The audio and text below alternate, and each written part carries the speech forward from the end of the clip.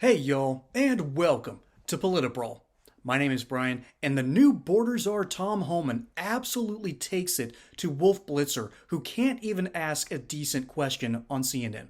But before we dive in, I want to give a quick shout out to our great sponsors over at Colonial Metals Group. Even though Trump won the election, you still need to protect your assets with gold or other precious metals, and no one can help you better than Colonial Metals Group. Now, let's dive in. In the last few weeks, more than 2,000 of these kids have been separated from their parents. I think 2,300, the number we received today. Okay, so bingo. What do they got to do? If the parents don't want to be separated from their children, they enter through a port of entry through the legal system. When you choose intentionally to violate the laws of this country and enter illegally, you put yourself in that position, but you put your child in that position. So if you want to blame somebody, you did have some discretion. If you want to blame somebody for separating families, blame the parents who choose to break the law. I understand what you're saying, but you did have discretion before April, and now the president says, the attorney general says, the secretary of Homeland Security says, no more discretion. All of these children are going to be taken away from their parents. Officers still have discretion. There's a zero tolerance policy, but not every family is being separated. They're not being separated if they're small infants breastfeeding. There's a lot. If there's medical issues. Now, the only families we separate at a port of entry are those that we can't prove a family relationship. And people posing as families, the fraud occurring with people saying I'm their parent when they're not, and these kids are actually victims of trafficking, is up over 300%. But our responsibility is for the health and safety of these children. But you say, you have discretion. You've been a law enforcement officer for 34 years, and I thank you for all the good work that you've done. But you always have had discretion. When do you charge someone? When do you arrest someone? When do you let that person go? It seems now that the president wants no more discretion as far as families are concerned. The president is doing his job. The president's number one But he's concern, changed policy. The president is trying to secure the borders of this country, which we have a right to do. We are a sovereign country. We have the right to secure our borders. But do you have discretion as the head of ICE to decide whether or not to charge someone illegally crossing the border? I absolutely do. You have so some people you just let go. Some people you throw in jail. Every law enforcement ICE has discretion. We practice it every day. There are certain people, when we go out and do operations, we run into people. My officers sometimes will take people into custody, sometimes they won't. They have discretion every day, but they're law enforcement officers. No one should be vilifying the men and women of ICE, and you're certainly not doing it, but a lot of media outlets out there are, for simply doing their jobs. Congress needs to do their job for once. We've been dealing with this immigration issue for the 34 years I've been an immigration officer. They need to pass some legislation. I totally agree. Congress needs to pass comprehensive immigration reform. You've studied this for a long time, and they haven't been able to do it during any of the recent administrations. It's a tough challenge because there's such a wide disparity of views. But in the interim, until they do that, we see these heartbreaking pictures, and I know you must be heartbroken seeing these little kids taken away crying from their moms and dads. And unfortunately, the men and women of ICE have to deal with this. What do you say to them when they say, we can't do this anymore? Look, I'm a father, and we all feel bad about what's happening, but we're also law enforcement officers. We have to enforce the laws. The parents are making a choice. I mean, we need to hold these people accountable. I can't blame anybody for wanting to be a part of the greatest country on earth, Wolf. But you can't want to be a part of the greatest country on earth and not respect the laws. But you just said you do have discretion. We absolutely do have discretion. When I was a police officer in New York, I arrested parents. I took parents out of a home for domestic violence. I separated that father from his child. It was sad. The child cried. But you know what? They got separated because the parent got charged with a crime. Same thing's happening here. Okay, first off, Wolf. Okay, there were so many better ways to go here. First off, the discretion question. Okay, when I get pulled over by a police officer, the officer has the option of writing me a ticket or giving me a warning.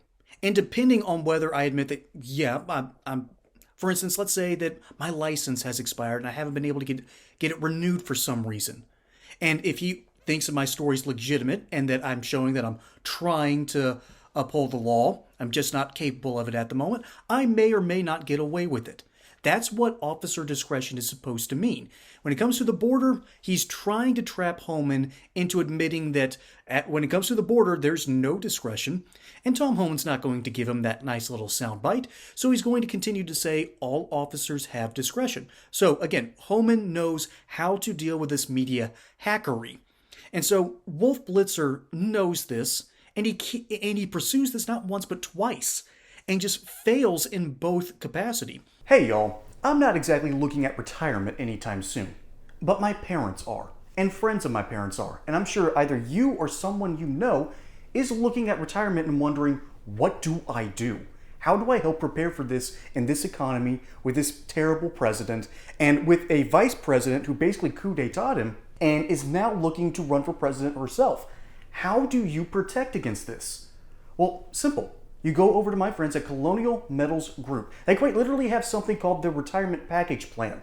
This plan backs your wealth with gold and silver accounts. And furthermore, you will have direct access to these accounts. So you're not at the whims of Wall Street. You're not at the whims of inflation. You are in command of your own destiny. As a bonus, qualified applicants can receive up to $10,000 in free silver, plus a couple of other little goodies that they're going to package up for you, and you're going to be able to protect your wealth and your retirement. So go over to this link in the description below at colonialmetalsgroup.com or call this number 800-203-0422 and see how they can help you prepare for retirement today by backing your account with gold and silver. Don't delay your retirement, folks. Protect the money that you earned with Colonial Metals Group. They're here to help.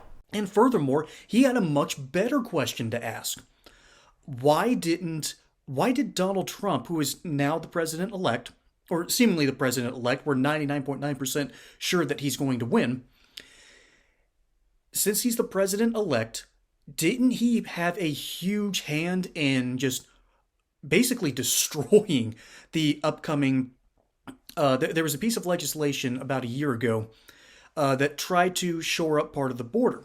And correct, Donald Trump did say, do not sign this bill, and ultimately the bill did not pass.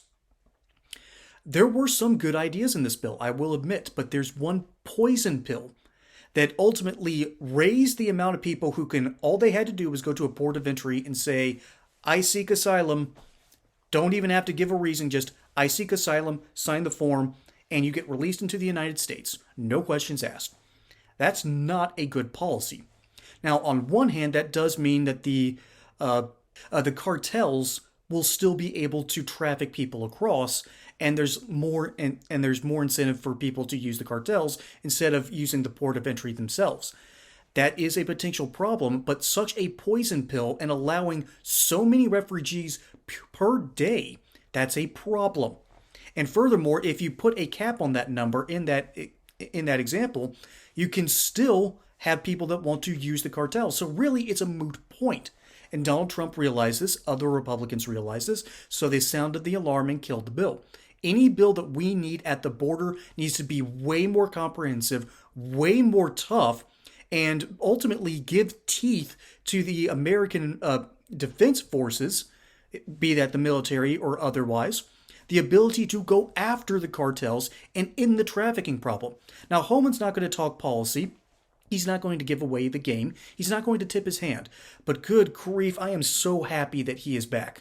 And good grief is not the right way to put it, but that's the first thing that came to mind. I am so happy that he's back in his capacity, because in these past 4 years, we've had to deal with Alejandro Mayorkas, who was literally told to basically mess around with the border and not really take care of any of the actual problems. Make as many problems as you can, because that's what we need. Because this isn't a great replacement theory. The whole theory goes that we don't have enough people to pay for Social Security, so let's import a whole lot of migrants and then have them pay those taxes, and that way we'll be able to at least pay for our aging population. That's a terrible idea. There are much better ones out there, and Homan is now going to be given the teeth to deal with our real problems and ultimately make our borders safe again.